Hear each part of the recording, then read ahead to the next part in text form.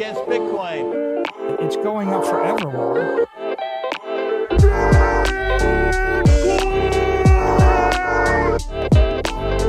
You're against Bitcoin, you're against freedom.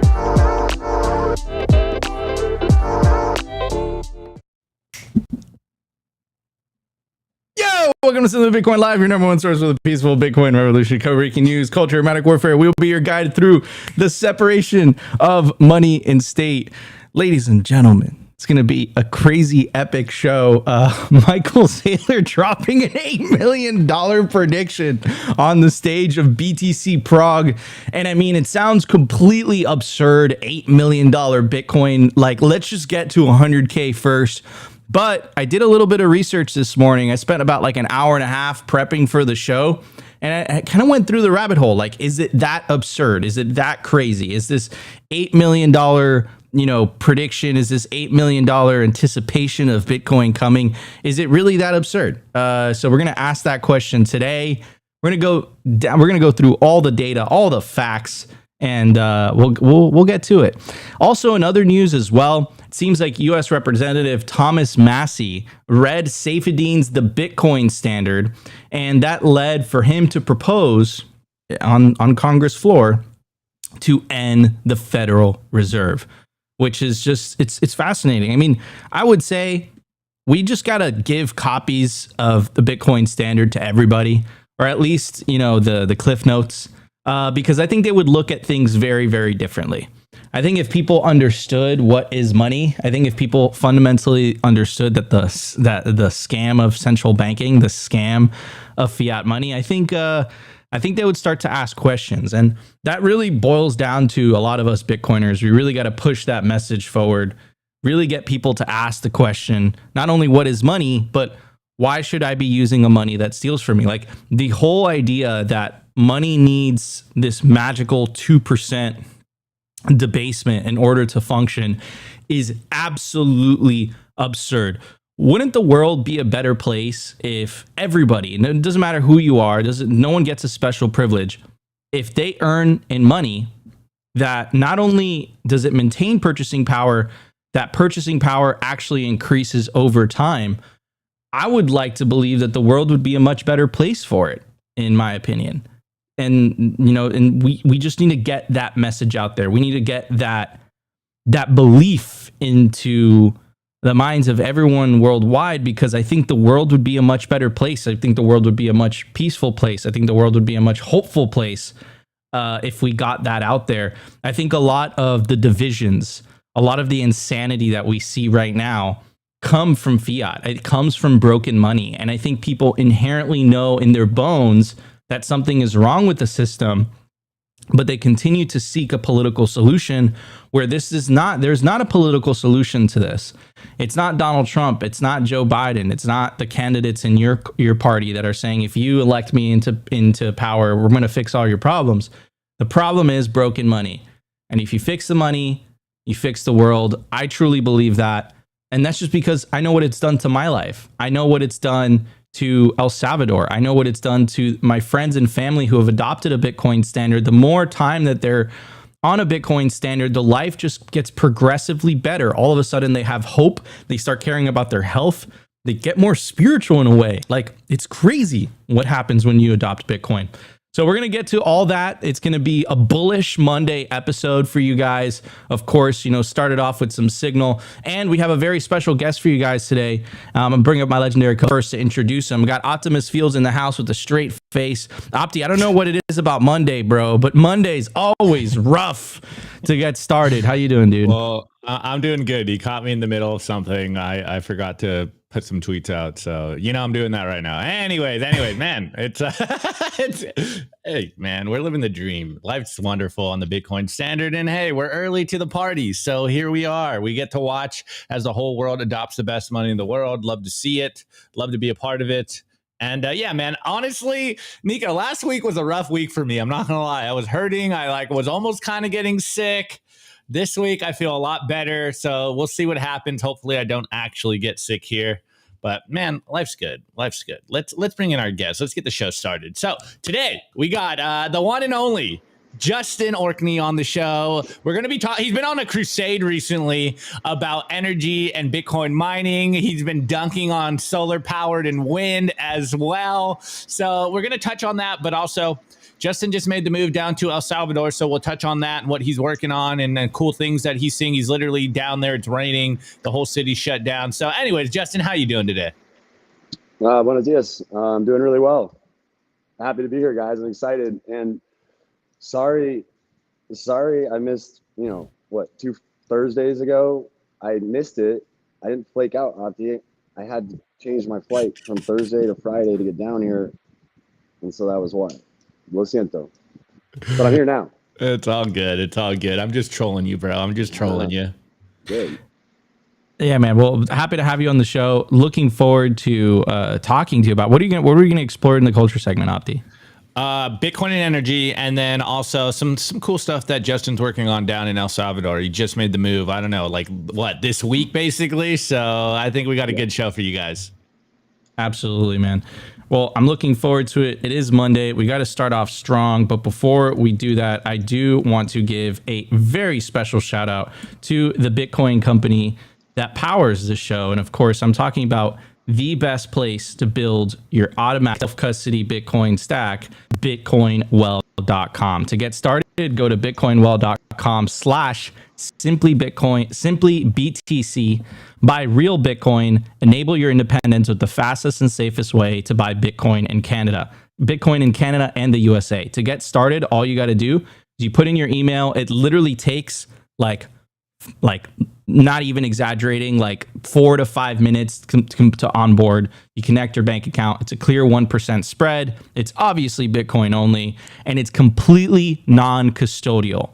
Bitcoin Well is self-custody by default. What does that mean? That means that you can't buy Bitcoin on Bitcoin Well unless you take self-custody. They make you put a Bitcoin withdrawal address. As soon as the funds clear, as soon as you make your purchase, it goes automatically from Bitcoin Well to your self-custody Bitcoin wallet address, which perfectly aligns with the Simply Bitcoin ethos of the separation of money and state. Also, if you're an existing Bitcoin Well user, you got to check out the Bitcoin Well points. Every time you buy Bitcoin, you earn these points, and you can use these points towards the Bitcoin wishing well. Toss a coin, win some sats. You can win up to 1 million Satoshis using the Bitcoin wishing well. I'm going to go through a couple of them for you guys. So we pull it up. It says you're being transported back to 1992 when Aladdin is enchanting audiences with its magic. So let's redeem 500 points, which you can earn by buying Bitcoin on Bitcoin Well. Just toss a coin into the wishing well, and boom, we won 500 sats. I'm going to leave that up on screen for you guys to redeem it during the show. I'm going to do another one. You're being transported back to 1991 when the Hubble Space Telescope is revealing the cosmos. We're going to toss another coin, and boom, boom, boom.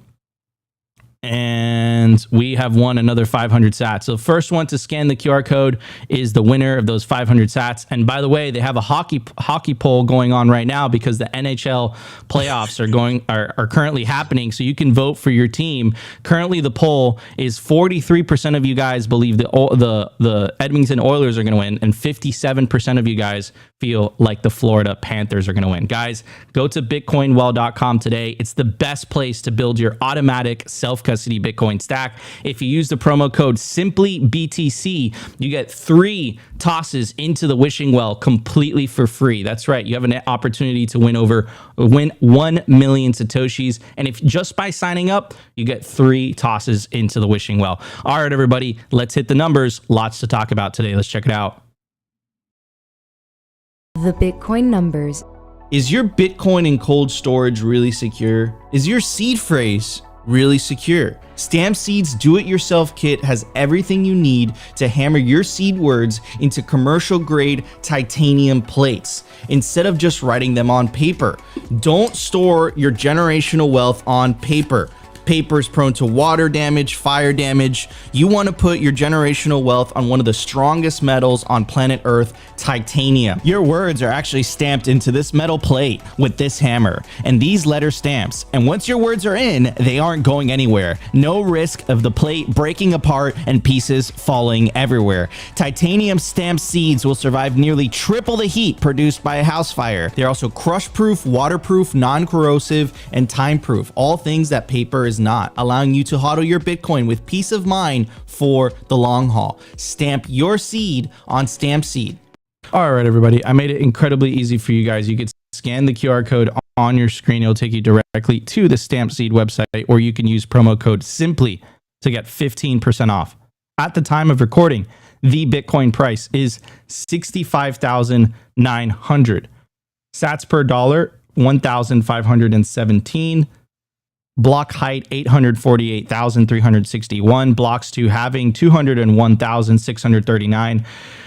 Having estimate March 25th, 2028, total network capacity 4,800 Bitcoin, capacity value $316 million, realized monetary inflation 1.59%, market capitalization 1.3 trillion, Bitcoin versus gold market cap 8.13%. In the grand scheme of things, we are just getting started. All right, everybody, this is the video that I wanted to show to you guys. This is crazy. This is what we mean about moving the Overton window. This is what we mean about breaking the Bitcoin echo chamber. This is what we mean. We need more of this. We need more representatives. We need more people. We need the mainstream consciousness reading Saifedean's book, The Bitcoin Standard. We need more mainstream consciousness asking the fundamental question, what is money? We need more of mainstream asking the question, why do I need to money? Why do I need to use the money that steals from me? Why do I have to use the money that is constantly debasing? Don't I already pay income tax? Why do I have to pay this too? Those are all extremely important questions. And remember, the reason that they're so powerful is because they don't have a response. Like, they don't know what to say. They don't have a good answer to this. Politicians are just going to gaslight, and gaslighting only works if the populace is not informed. So let's check out what Representative Thomas Massie has to say after reading the book, The Bitcoin Standard. Of this government. And I was actually listening to an audio book by Saifedean Ammous called The Bitcoin Standard. And I'll warn anybody who wants to listen to that book, the first 80% of it is not about Bitcoin. It's about money and what is money, which I think is important to understanding Federal Reserve. And also, but he has to lay that down so he can explain what Bitcoin is, because you can't assume everybody knows what money was. And frankly, I learned some things or picked up some vocabulary that I didn't have about it there. And I was listening to that tape and I'm like, it is way past time to reintroduce a bill to end the Federal Reserve. And so I put it in the hopper and I thought, man, I may be the only one. Maybe I'll get 2 or 3 co-sponsors, but I don't care. This needs to be done. I got 24 co-sponsors. So the number of co-sponsors of the bill to end the Federal Reserve in 10 years has gone up 10x, which is remarkable. Yeah, that is no 10x. I mean, we're making progress, everybody, but we're not quite there, right? And it's 2 punches, right? Punch number one is Bitcoin, which gets people to ask the question, what is money? Why obviously this is better money. And punch number 2 is, as more and more people ask what is Bitcoin, as more and more people come to the realization that central banking is inherently evil, all roads lead to Bitcoin. I think that's incredibly important to point out. Anyways, here's Breedlove saying, thanks in part to the work of Saifedean, the question, what is money, will be regarded as the defining question of our life, of our time in history. And just to kind of go through a bunch of things, right? Central banking enabled the world wars, right? Central bank was established in 1913. Do you think it was a coincidence that the World War started 1980, like a couple years later? I don't think that's a coincidence. Do you think that it happened? World War II, the largest world war in human history, happened with central banking? I don't think that's a coincidence. Why have the biggest financial crises happened under central banking? Why was the thing? Why was the establishment of the federal income tax established the same year as the Federal Reserve, 1913?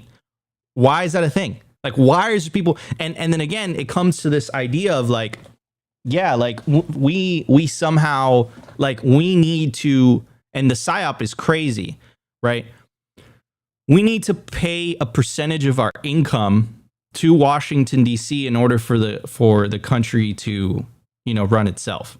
Like, that is absurd. And then not to mention the fact that they can't help but to spend more than they collect in tax revenue, which of course is through currency debasement.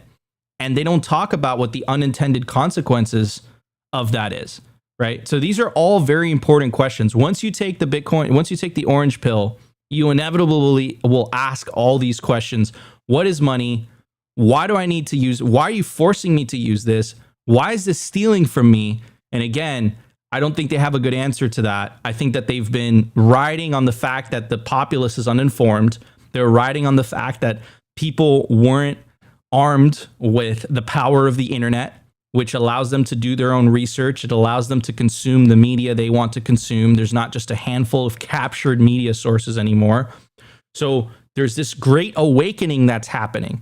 But we have to remain vigilant. You guys are the vanguard of this revolution. You guys have to keep in mind that it's not left versus right. It is green versus orange. We are at war with the party of orange. The party of green. We are at war with the party of fiat, the party of slavery, the party of central banking, the party of central planning. And that's what we want. That's what we want to take down. We want to take them down. But we want to do it peacefully.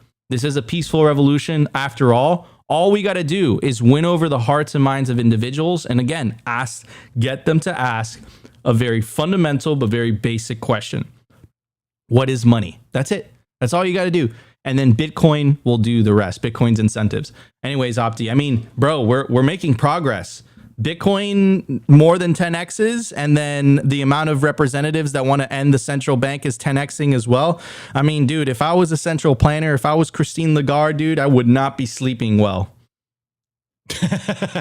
Yeah, I mean, look, I think Thomas Massie said something very important that I don't hear a lot coming out from politicians, and probably not even from Bitcoiners themselves, is the quote where he said, like, we can't assume everyone knows what money is. And I try to explain this a lot of times on the show as well. It's like, we are so far down the rabbit hole that we assume everyone knows what we know. And we really got to always go back to the basics here and like explain the very simple things of like, what is money? How does the banking system work? But do it in a way where like their eyes don't gloss over. So I'm glad that the Bitcoin Standard is making rounds, because I think once anyone reads it, they start to open up to a whole new vein, a whole new perspective on what is actually happening in the world.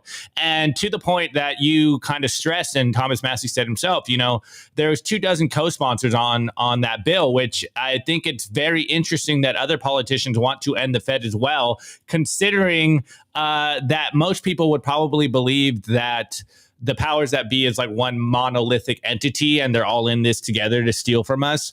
I think there's some hope that there are some politicians out there that really do want to do good, and they're probably just like beholden to interests that are outside, or rather in the background, we being nice outside of their control. But there's a lot of things going on in the world that are playing out in the background that we don't really see publicly. And it all has to go back to what we say here every single day on the show. Like, it always goes back to the money. The money is broken. Hence why we always say that Bitcoin fixes this. And if you get to the root problem of the situation, which is the money, then you start to unravel the crazy stuff going on in the world. So I think it is hopeful that the Bitcoin message is spreading. And of course, it's becoming the defining conversation right now. And everyone and their mother will not be able to avoid this. So it is working. We are on the front lines.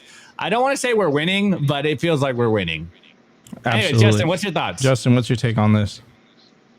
My take is it's raining, and I went and got some of the rain. I love it. So yeah, guys, absolutely. I think I'd be really interested to know, I went with Dennis Porter and Satoshi Action Fund to hand out books, the Bitcoin Standard, and a couple others 2 Januaries ago.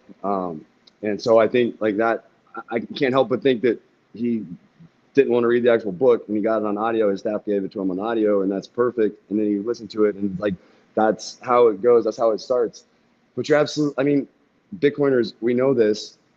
It's the money. And I was on a Spaces. I just popped in because, you know, I'm down here. I'm new. I know the hotel staff. I know most of the security guards and those guys. Pero I went on the Spaces because, you know, I'm to hear and talk to people, and it was about like Israel Palestine, but then there's this guy Truth Teller, and he was just going like back to the beginning of time and then all the way up to end of the Federal Reserve, and, you know, Magna Carta and property rights, and, you know, again, Israel Palestine, like confiscation of land, and, you know, whatever. And so then I went up and I said, you know, I was on her Spaces a while ago, and I said Bitcoin a couple times, and she got frustrated, and I went up and I said, all right, well, I won't use the word. She's like, no, go ahead. And I was like, no, I'm going to talk about it without using the word, the B word. And I did. And, you know, there are like a few hundred people in the space. And I was like, guys, money's a technology. Transfer value through space and time. Space with other people, solving the coincidence of wants. Time with yourself, for your future, your monetary energy, like Micheal Saylor says. And, you know, I just said some stuff for like, I don't know, 5 minutes. And then I went back down, and it's like I never existed. They just went right back to talking about religion and get the money changers out of the temple. Guys, hello, who are the money changers? And it's wild. Like, I was trying to be as obvious as possible with the solution. Like Nico, you say, this guy Truth Teller, he's very good at knowing all the problems, and we all know the problems. And at least, I mean, that's a start, right? People are becoming aware of like, okay, well, what is inflation, right? It means I'm losing purchasing power. But it's like, guys, there's a solution, and it's not hard. And then there was this guy, he's like, well, you know, he went a little wild, and he said some stuff, and everybody kind of freaked out about like violence. And then that was another thing I was like, you guys, Bitcoin's a peaceful revolution. Like your shirts, Asanoa, where's he at? But yeah, they told, it's like no one was listening, or they, haha, Bitcoin. It's wild. And so, you know, I think it's one of the reasons I'm so excited to be down here is because it's so different, guys. Because you can talk about Bitcoin to anybody, and a lot of people don't know. And people might have thoughts about Bukele and this and that, and like, you know, government mandating. No, he didn't mandate anything. Like, I can pay for my hotel room at this Hyatt Centric in San Salvador, but you can't use Bitcoin in almost all the gas stations. Like, people have the choice to not use it, and they aren't, but they're willing to listen. And so I ask the security guards for 2 minutes at a time and download Wallet of Satoshi, and then I give them a tip for their service for my security, and it's awesome. And so, yeah, I mean, it is not about red versus blue. It's about green versus orange, but it does matter who the leader is. And if we have two octogenarians, you know, like, that's stupid. Get a leader, you know, see what happens. Absolutely. All right, everybody. Before we move on to the news segment, I do want to give a very, very special shout out to our sponsor. I'm talking about the party that you guys don't want to miss. I'm talking about the pleb party that's going to be hosted in Nashville, Tennessee. Guys, you definitely don't want to miss this Bitcoin celebration. It's going to be a 12-hour open bar from noon to midnight, hosted in Nashville, July 25th, the day before the largest Bitcoin conference on planet Earth. That's right. It's a 12-hour open bar party. Liquor is included in the ticket. Confirmed attendees include Larry Lepard, Breston Pish, the entire Simply Bitcoin crew, James Lavish, Robert Breedlove, Mark Moss, Pubby, Tatum Turnup, Adam O'Brien. It's going to be hosted in an amazing venue, a rustic automobile factory from 1910 with brick walls and tons of proof of work atmosphere. The last pleb party in Miami was sold out 8 days before. Over 1,000 Bitcoin plebs are expected to attend. You definitely don't want to miss the Bitcoin pleb party hosted in Nashville, Tennessee, July 25th. We'll see you guys there. Get your tickets quickly before the price goes up. I think there's only like 20, 30 tickets left at the $200 price point. The tickets sold out 8 days before the event in Miami. You will not be able to get tickets at the door. Hope to see you guys at the Pleb Party in Nashville. Scan the QR code or check the link in the video description for more information on how to buy your tickets. All right, everybody, let's head to the news. Lots to talk about. The Daily News. I want to give a shout out to our sponsor, Foundation Devices. It's self-custody done right. They built a premium grade hardware wallet called Passport right here in the US. It's fully open source and verifiable. It's the most intuitive Bitcoin wallet designed with a UX reminiscent of a simple feature phone. So you will know how to navigate it and use it the moment you pick it up. Get your Bitcoin off exchanges and into your own hands in just a few minutes. Experience the peace of mind that comes with taking ownership of your own keys. After a massive sellout during Bitcoin Miami 2023, the Passport is back in stock at foundationdevices.com. Bitcoin only, open source verifiable, completely air-gapped security model, gorgeous design craft, premium grade materials. If you're thinking about getting your Bitcoin off exchanges, this is the one for you. Check out the Passport link in the show notes below to learn more. All right, everybody. I made it incredibly easy for you guys to empower yourself with self-custody. All you got to do is scan the QR code on your screen. It'll take you directly to the Foundation Devices website where you guys could get yourself a Passport hardware wallet. Not your keys, not your cheese. You could pair this up with the Envoy app. It makes spending cold storage Bitcoin incredibly easy. So scan the QR code or check the link in the video description for more information. All right, everybody, let's talk about this man, the Chad Saylor, dropping absolute fire at the BTC Prague conference. And the name of his presentation was 21 lessons or something. 21 rules. Yeah, 21 21 rules for navigating Bitcoin. And he dropped a lot of stuff in this presentation. Now, before I get to the absurd number, which is like this $8 million number, some were saying basically 70 million, which is fucking insane. Completely outside of the Overton window in the eyes of Bitcoiners, right?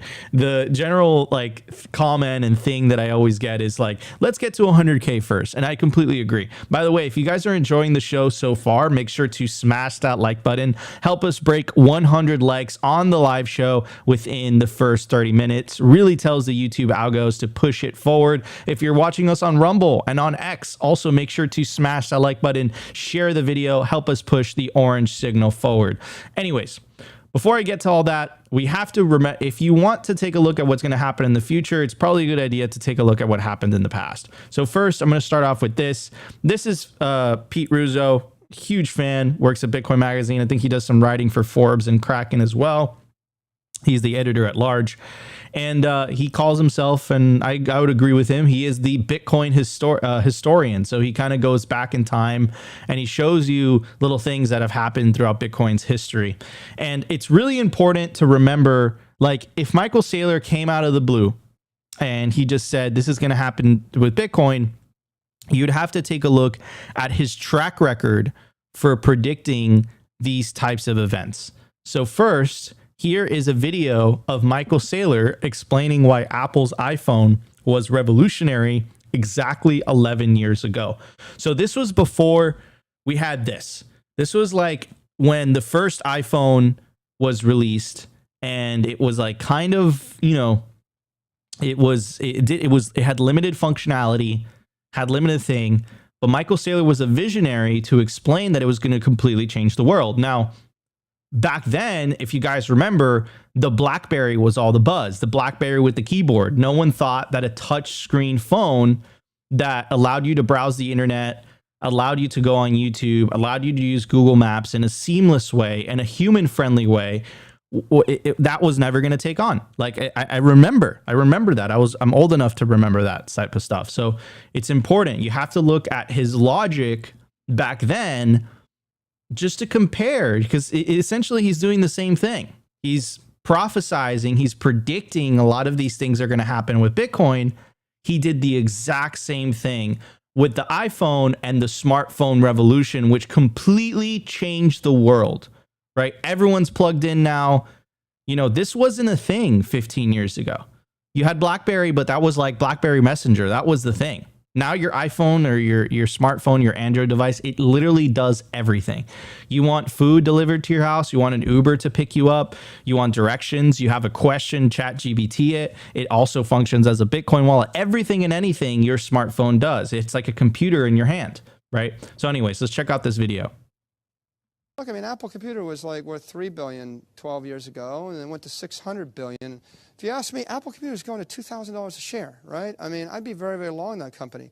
Whoever's selling that stock must be a moron, right? I mean, this is a company that's going to actually have 4 billion devices out there. If they roll them over once every 4 years, they're going to sell 1 billion devices a year. And the thing that people they don't get, right? You either get it or you don't get it. I'm going to come back to your PC question.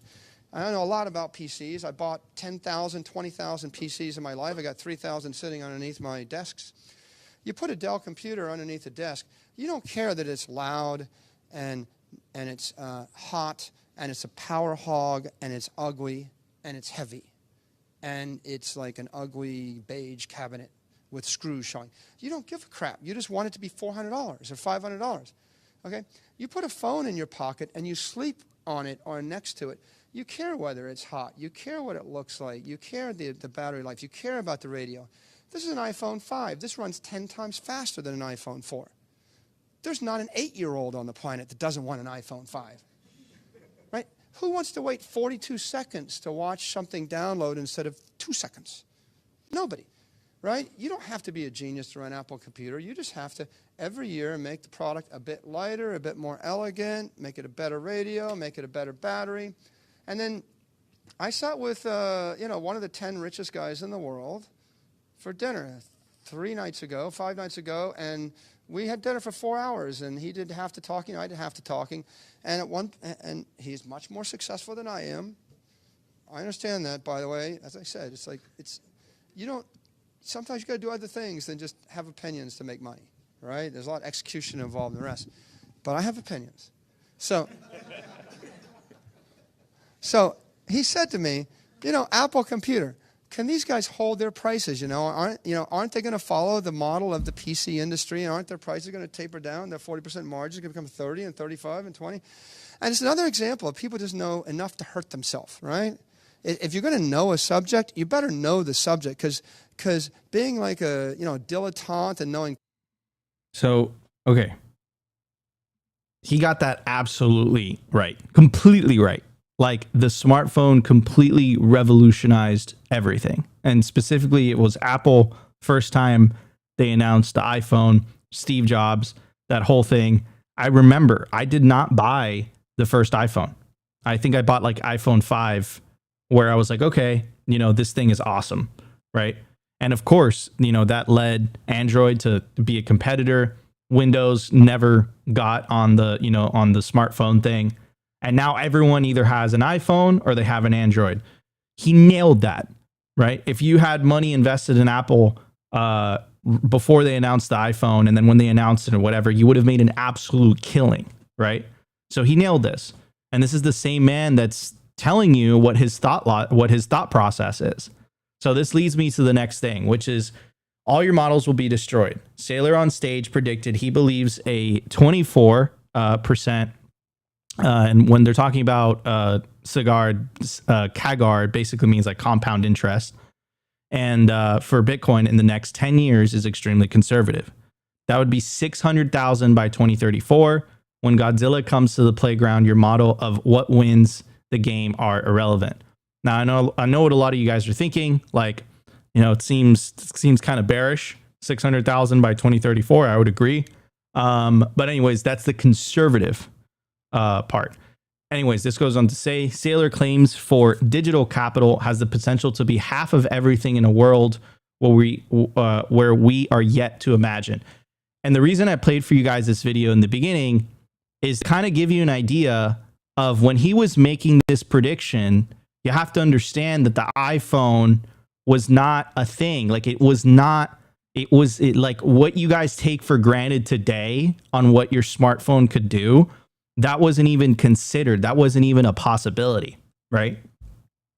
So it's important to remember that it's very hard to think into of what the future would be like, because essentially it's like trying to go back to the 1990s or the early 2000s and say, hey, you know what, in 20 years, we're all going to be talking simultaneously to each other via Zoom, or we're actually going to be making shows ourselves, uploading them, or like we're going to be the content creators ourselves. It's not going to be it's so inconceivable.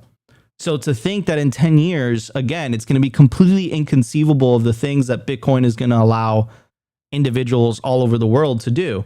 Anyways, he goes on to say, he said this will drive up by 1,000 times, which is $70 million per Bitcoin in today's dollars. Now, sounds a little bit absurd, definitely outside the Overton window, overly bullish. So let's look at the short term.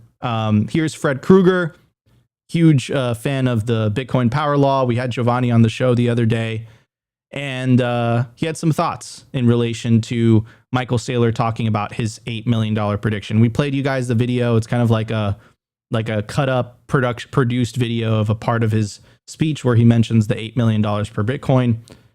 And here's Fred Krueger, and he says, you can definitely model Godzilla. He has been stomping around for 15 years. Bitcoin will grow at 24% compound increase is in fact a rough model. The actual data says the following. The compound growth is closer to 44%. The compound growth is on the path to decrease 34% to 34% within a decade and 24% within 2.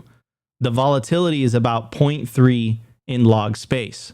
So I did some of that math. Let's start off with $65,000 Bitcoin. This is a compound interest calculator, by the way. Let's add the 6 years until the end of the decade. Let's introduce the estimated interest rate according to Mr. Krueger. And if you do the calculation, that gives you a $500,000 Bitcoin by the end of 2030, which is in line with a lot of people are predicting. Now, here's where things get absolutely crazy. This is where things get absolutely insane. And I think this is the power of compounding. So let's talk about the next decade, like the 2030, right? So Fred Krueger here estimates that after the end of the decade, the model is going to decrease to 34%. Okay. So let's start off with, let's assume that Bitcoin will be 582,000 by the end of the decade. Now let's add the next decade, the next 10 years. So 2030 till 2040, let's estimate the interest rate. Let's add a variance rate of 10, which will allow us to incorporate the decrease to 24%. And let's do the math. And it leaves us with a $10 million Bitcoin, 10,800,000 by 2040. Now, let's do the decade after, like he said, and 24% within 2 decades. So let's make the next assumption, but let's take a conservative approach, right? Because it's important to be conservative in all this. Let's just say that it actually wasn't a 34% increase. Let's just say it was just a 5 million % increase, right? And now let's introduce the 24% expected compound interest rate for Bitcoin in 2 decades. So the year 25 years, basically. So 2050. And let's have that conversation. So let's assume that it's $5 million per Bitcoin. Let's do a length of time of another 10 years. Let's do an estimated interest rate of 24. And if we do the math, this is where things get absolutely nuts, right? So when we're hearing these types of things, the $70 million mark, and you actually run the numbers with the most conservative estimates, doesn't sound so fucking crazy anymore. It just takes a lot of time, right? So, I mean, it's absolutely crazy. It's absolutely insane. And by the way, I would say that this is in today's dollars, which is absolutely incredibly bullish. Anyways, Opti, what's your take on all this, brother? Yeah, well, first and foremost, I just love seeing Saylor being absolutely stupidly bullish on Apple as well. You just love to see it. It's just like in his nature. It's like we're the same people. I love it. I absolutely love it. And also, like, one thing that kind of hit me while you were saying that, like, it's crazy how long the iPhone has been like a part of modern life, and it's really like a short time frame when you really look backwards, and how inseparable it is with like the modern world. You know, I know there's like a movement right now of everyone trying to go to like flip phones because of all the surveillance and the iPhone. It's like they're tracking all of our data, and we're all like, man, maybe we got to go move back from smartphones. But remember, we have a supercomputer in our pockets, and for better or worse, like I love the iPhone. It works. It does everything I need to do. It's beautiful. You know, I watch videos. I communicate with my family. Like, it's great. I absolutely love having a supercomputer in my pocket. And this is where Bitcoin is going. Like right now, probably, I'm sure if you can, for the people out there, if you map out how long the iPhone was out and how long the Apple stock was out, I'm sure you can find some connections and correlations in this. And like Bitcoin's still early. We're still so early. And there was one thing that Saylor said I really enjoyed in that clip. It was the meme of like, most people know enough to hurt themselves. And I think that's a perfect meme or a perfect example of people's quote unquote understanding of Bitcoin, because most people think they know what Bitcoin is. You know, it's a speculation. You're just gambling. Like, you're in it for the fiat, bro. And then once they really dive into the weeds of Bitcoin and what it does, they start to realize how big Bitcoin actually is. And it kind of reverts back to what Thomas Massie was saying in that first clip, where once he understood the Bitcoin standard, he's like, oh, wow, this is huge. This Bitcoin thing is huge. Like someone said in the chat, like, I don't know if you know, but this Bitcoin thing is kind of a big deal. And this is where we're going. Bitcoin's going to fundamentally change the fabric of society, and we're all here for it. So I absolutely love it. And then on the 8 million price prediction, like I just love the 8 million price prediction with no time frame. Like that's a legit speculation. Like, I absolutely love it. No, but wait, hold on a second. Hold your thought for a second. 2030? Hold your thought. No. So, okay. So according to this, by the end of 2040. Okay. By the end of 2040, if Bitcoin does a 24% compound growth, it's about 5 million. By the end of 2040, by 2040, if it does a 34% compound growth, it's at 10,800,000. Okay, love it. Okay, so there was a time frame. I absolutely love it. So I take that back. But I'm a simple man. I still revert back to Hal Finney's bullish prediction of 10 mil, and I'm glad we've got some maths there. Of course, no one knows where the price of Bitcoin is going. Infinity divided by 21 million. All we know is that the price is going to go up. It's going to continue to go up. But we're human. And of course, we like models. We like to map out where this is going. So I always think that this stuff is probably good for people to wrap their head around how big of a deal Bitcoin actually is. But hey, all I know is I'm stacking Bitcoin. Yeah, exactly. And then I'll say this, right? Because I know what a lot of you guys are going to be in the chat, and it's important to remember, right, that we have to look at the past, just like we looked at what was happening with Micheal Saylor, to have an idea of what is going to happen in the future, right? So you have two videos that I played for you guys. This is the guy making the $8 million prediction. He was completely right about Apple. And when you hear these absolutely absurd numbers that are just completely unbelievable, it's important to look at the past. If you knew that Bitcoin was going to go to 71,000, 72,000, a decade later, when the price of Bitcoin was $100, what would you have done? What would you have done? You would have done everything in your power to stack as much Bitcoin as possible. So here's one of the early videos of a Bitcoiner celebrating Bitcoin passing $100. History be made. Bitcoin is now up to $111.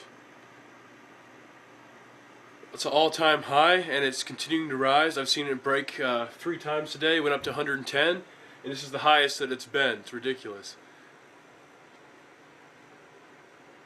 Last trade, 189 Bitcoin for $111.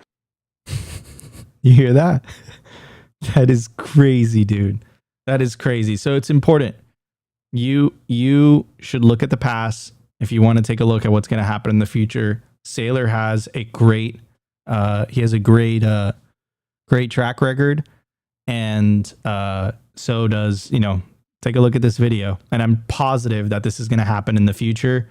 People are going to take a look like, dude, remember when Bitcoin was at 70K? When this thing is at a couple $1 million a coin, and you'll be like, dude, I had an opportunity to buy at 70K, but I thought it was too much. So anyways, that's what I'm going to start Monday, just to kind of give you guys something to think about, give you guys a little bit of hope. Seems like our friend over here, Justin, what are you doing? is Flip your camera. is a little bit busy. So we're going to move on to the culture segment. Hey, whoa. Where'd you guys go? What's your thoughts on this, bro? Yeah, I can't remember. Okay. No, so we're going to move on to the guys, segment. guys. I do want to give a shout out to, of course, our friends over at Orange Pill app. Guys, this is the Bitcoin social layer. Stack friends who stack sats. Join the 10,826 Bitcoiners that are currently on the app. It's a great resource for you to connect with Bitcoiners if you're currently traveling, if you're on the move and you don't know any Bitcoiners near you. The Orange Pill app has a really cool geographical feature that it will show you the Bitcoiners that are near you. Also has a very clever filtration system, so you only find like-minded, fellow-minded people that are on the app, and it's one of the best ways to reach me directly. This is the best way to send me a DM, and I take the time to answer back each and every one of you guys. So get started, download the Orange Pill app today, scan the QR code, or check the link in the video/podcast description. All right, everybody, let's hit the culture. Let's do this. The Daily Culture.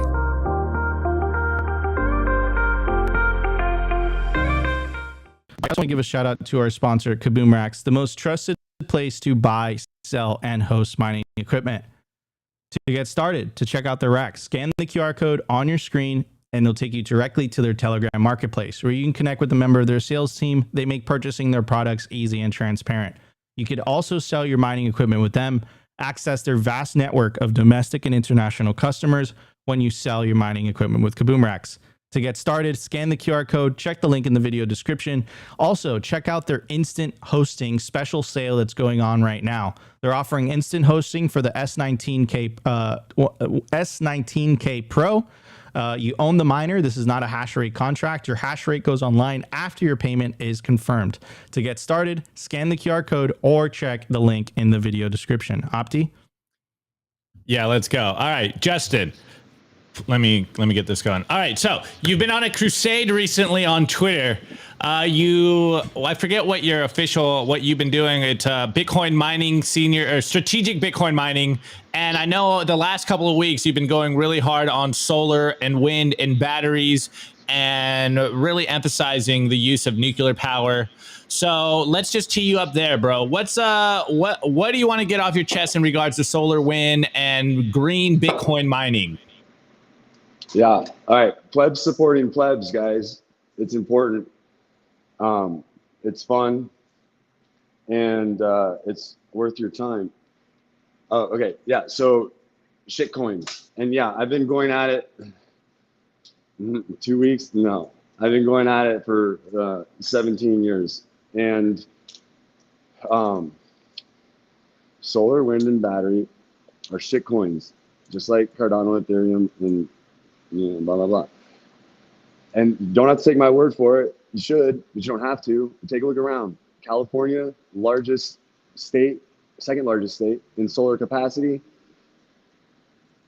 What's going to happen, guys? They're going to have probably rolling blackouts, or there's going to be a threat of rolling blackouts, and the governor and the utilities are going to tell people not to turn on their air conditioning, not to charge their electric vehicles that they were told to buy when it's 120 degrees out. Like, just wait.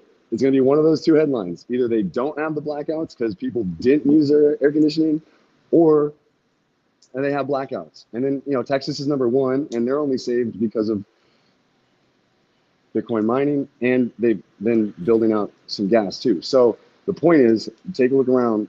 We've been fixated emotionally on solar. The engineers have not been in charge, and I'll just wrap it up here. Energy scarcity gulag, that's ESG. Wind, solar, battery create energy scarcity events when people need energy the most. That's critical weather events, heat waves, or polar vortexes.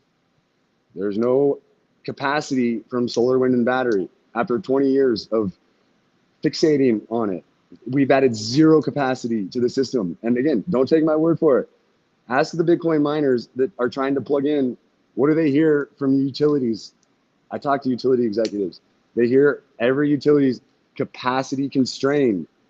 They don't have capacity. That's why Amazon is going to, like Amazon, Facebook, Apple, Microsoft, Google, hopefully Hulu, all those companies, Fab 7, they're going to be the ones to break us out of this hypnosis because they're done. They want to build data centers. They're going to have to do it, but there's no capacity. So they're going to have to do it themselves. And that's great. That's fine. Good.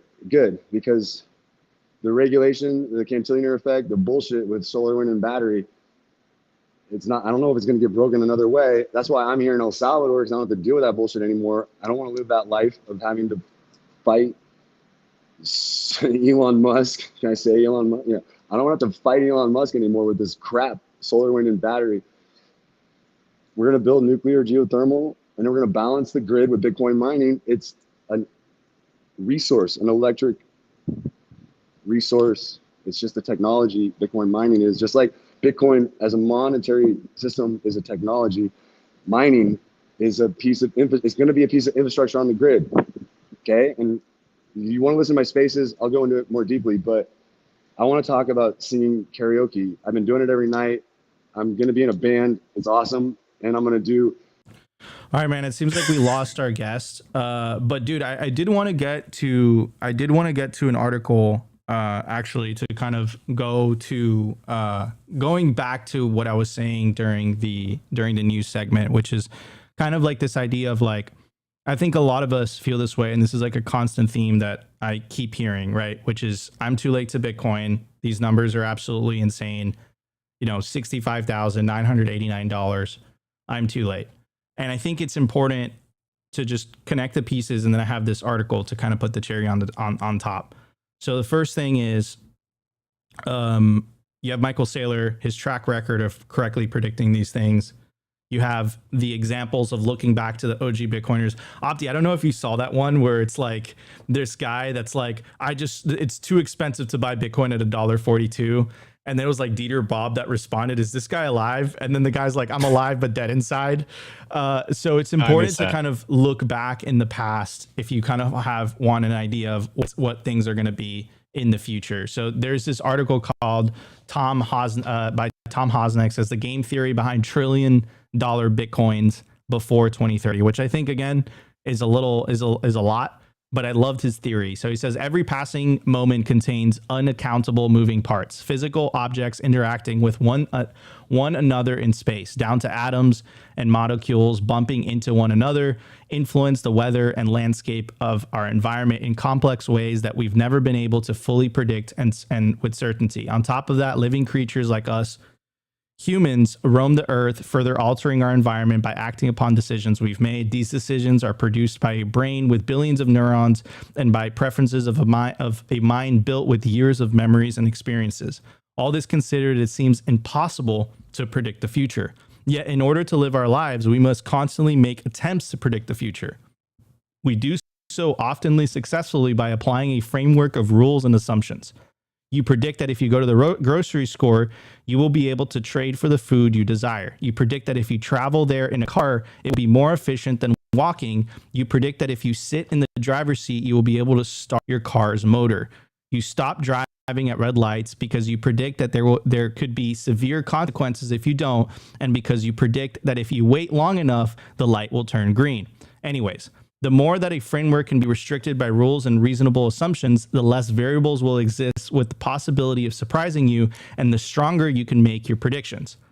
So it goes on to say, if you know you're about to win, unless, of course, a meteor crashes down through the roof and destroys the dining table, and any number of other unlikely events occur that didn't make sense to account for, catching you by surprise, this is the manner in which I make the following claim. Quote, this decade, $1 trillion will be unable to buy Bitcoin. I don't have a crystal ball, and I can't predict the future with 100% certainty, but I can make a confident prediction within a framework. So what are those rules?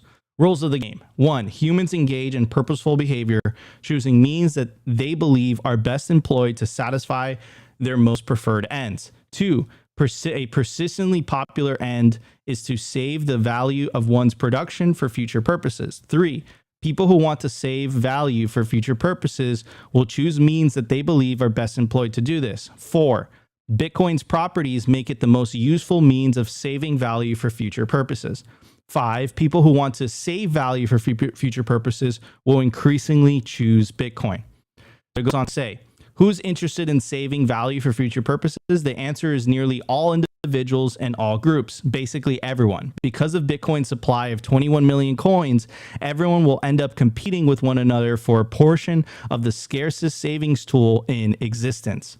It goes on to say, it names out what are those players: the individual adopters, the individual deniers, the individual ignorers, and the companies and NGOs. And they're all competing in a game of musical chairs, sovereign states without a national currency. Now that we've covered the game structure, the players, and some potential strategies, let's discuss the manner in which I expect it to end.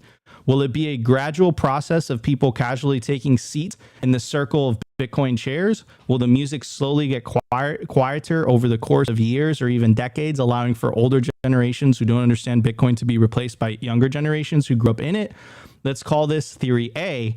Or will it end with sheer panic? The music suddenly stops, reality setting in, and everyone is sent scrambling, rushing, and tripping over each other to put ass to chair. This shall be theory B. However, I believe theory A is flawed. Theory B prevailed. The mistake being made by proponents of theory A is that they are failing to assign the correct level of importance to the different player groups.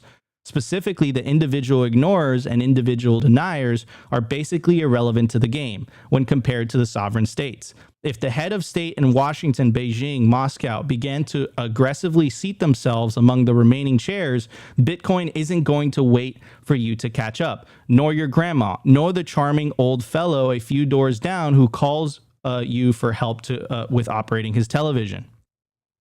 Therefore, I believe the music stops as soon as a geographically, politically significant state begins deploying such tactics. The impetus could be as simple as a major oil producer demanding Bitcoin as payment for access to its petroleum reserves rather than fiat currencies hot off the printing press. A fairer trade, after all, scarcity for scarcity. The veil will be lifted, the charade concluded, and that which has been seen cannot be unseen. Quote, no one wants your pieces of paper, sorry. The only rational response, oh crap, I don't have enough Bitcoin. The ensuing chaos could be frightening, perhaps amusing in retrospect.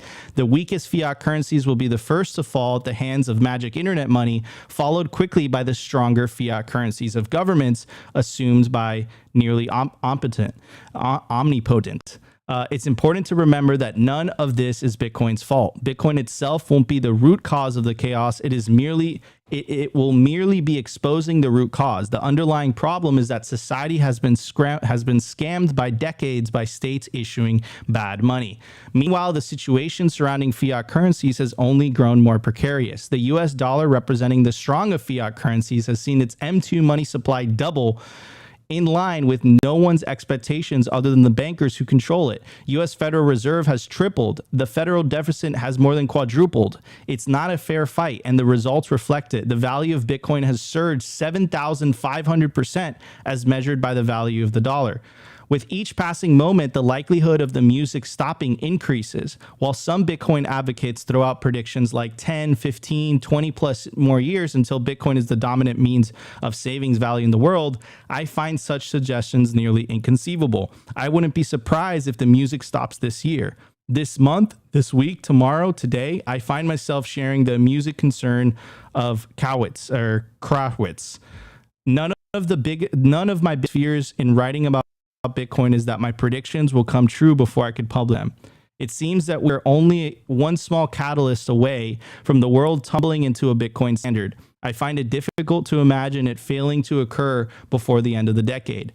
There are a number of theories from which we saw poor performance, which I don't get into it. And of course, he's referencing the last bull cycle. If we use this historically bad result as a conservative baseline for the next adoption fever, we would be looking at a $300,000 Bitcoin and a total market cap of something like $7 trillion, more than double the value of Apple and Microsoft. The point is, as Bitcoin grows, it becomes harder to ignore, and the companies, states, and other institutions that haven't yet acknowledged the game will be forced to do so. Some of these wealthy players will panic and start taking their seats just in case. If things don't spiral out of control in the next wave of adoption, it's likely that we will see at least one more wave this decade, whether due to the 2028 halving. A secondary adoption fever of 20x would show us a price tag of millions of dollars per Bitcoin. Obviously, the game would be over by then. There is no rational scenario where the price of Bitcoin casually hangs out at a several million dollars. The world will have caught on to the rules of the game at that point. And when the price of Bitcoin hits such awe-striking numbers, it would only be because it's temporarily passing through them on its one-way ticket to infinity. I mean, dude, this article is absolutely amazing. It talks about the musical chairs that is Bitcoin. I think that's something that people forget to understand, right? It's infinity divided by 21 million. It's just a matter of time before people wake up to the reality of fiat is a scam. Holding fiat, holding bonds, it's a total scam. And I think it's just a matter of time before larger institutions, more nation states wake up to this reality. And again, it causes a domino effect. And the game theory is in place. And you're already starting to see that. And I'll give you a couple of examples, guys. So first, you have Donald Trump making this part of his campaign slogan. Over the weekend, we'll get to it during tomorrow's episode. You had President Biden and the Biden administration trying to change tune and basically signaling that, hey, they wanted to be part of the discussions as it relates to Bitcoin, right? This is the game theory taking place. You had China do a 180 and basically say, you know what, the US has an ETF, we're going to use Hong Kong in order for us to launch an ETF. You have the so-called hash wars, the thing that Max Kaiser termed, right? Which is you're going to have nation states competing for the hash rate. You had Donald Trump making it part of his campaign process. We want all the Bitcoin to be mined in the US. You have the Kingdom of Bhutan, you have El Salvador, you have Paraguay, you have all these states all over the world saying we want to mine Bitcoin, right? And then, of course, you had another publicly traded company, Saylor Scientific, following in the footsteps of Micheal Saylor, realizing, holy crap, that infinite money glitch, we can use that in order to pump our stock. You have Micheal Saylor proving that his Bitcoin strategy completely destroys everything else, right? You have El Salvador making Bitcoin legal tender. So my question to you is, what do you think is going to happen? And I think that's essentially what this article is making the case for, right? You need one catalyst. What do you think is going to happen if Apple or Facebook or one of these big tech companies say, you know what? Let's put some of our money into Bitcoin. Now, all of a sudden, they have a competitive advantage versus everyone else. And like that article pointed out, it's a game of musical chairs because there's only 21 million Bitcoin and you can't inflate the supply. So it creates this situation where there's not enough Bitcoin to go around. And we've had multiple days over the last couple of months where the amount of Bitcoin being bought by the ETFs is like 3 or 4 times higher than the amount of Bitcoin being produced on a daily basis. So you're creating a perfect storm of supply shock, a perfect situation where there will be a supply shock. And what the fuck do you think is going to happen, man? So I spent so much time thinking about this over the weekend, Opti, and it just made me so incredibly bullish because I think it's so obvious, man. Like, this is so obvious. It's just a matter of like people kind of waking up and realizing this, you know? Yeah, I mean, 100%. Look, I think what is most important to talk about is 8 billion people on planet Earth all have the same problem. We have nothing to save our money in. And all the quote unquote, risk-free assets, risk-free investments aren't as risk-free as people would lead you on to believe. Hence why we always say it is a game of hungry hippo. You want to accumulate as much Bitcoin as possible because you understand what's going on in the world. If you understand that the money is broken, then there's no going back to the fiat system. And it kind of really goes back to the very beginning of the show where we were talking about Thomas Massie listening to Bitcoin Standard and finally waking up to the problem of what is going on with the money, what is actually happening in the world. And once you realize that the money is broken, then you understand that the game maybe is not just rigged against you, but is just fundamentally broken at its core. And maybe we need to play a new game. Hence why you want to stack as much Bitcoin as possible. You want to understand what's going on, explain to people that, hey, it might not be it's a ticking time bomb that might not blow up tomorrow, but at some point there will be a transition. There will be another financial crisis, and you want to protect yourself. You are on the Titanic right now, and Bitcoin is that escape. It is the safety boat. And this is why we show up and do what we do, so that we can explain this to as many people as possible, because we all have the same problem. Our money is broken, and you need to find something to protect yourself with. And of course, that is Bitcoin. Absolutely. Amen to that. All right, everybody. That was the June 17, 2024 show. Hopefully we can get our guest on just in a less shaky environment with better connection. But anyways, guys, if you enjoyed the show, you know what to do. Smash the like button. Consider subscribing if you feel like we provided you value. We'll be back tomorrow for the Tuesday show of Simply Bitcoin Live. I'm your host, Nico. It's my legendary co-host, Optimus Fields. We're Simply Bitcoin Live, and we'll be back tomorrow. Also, stay tuned for Rustin's Originals dropping in hot. All right, everybody. Love you all. See you on the next one. This episode was brought to you by BitcoinWell.com, on a mission to enable independence.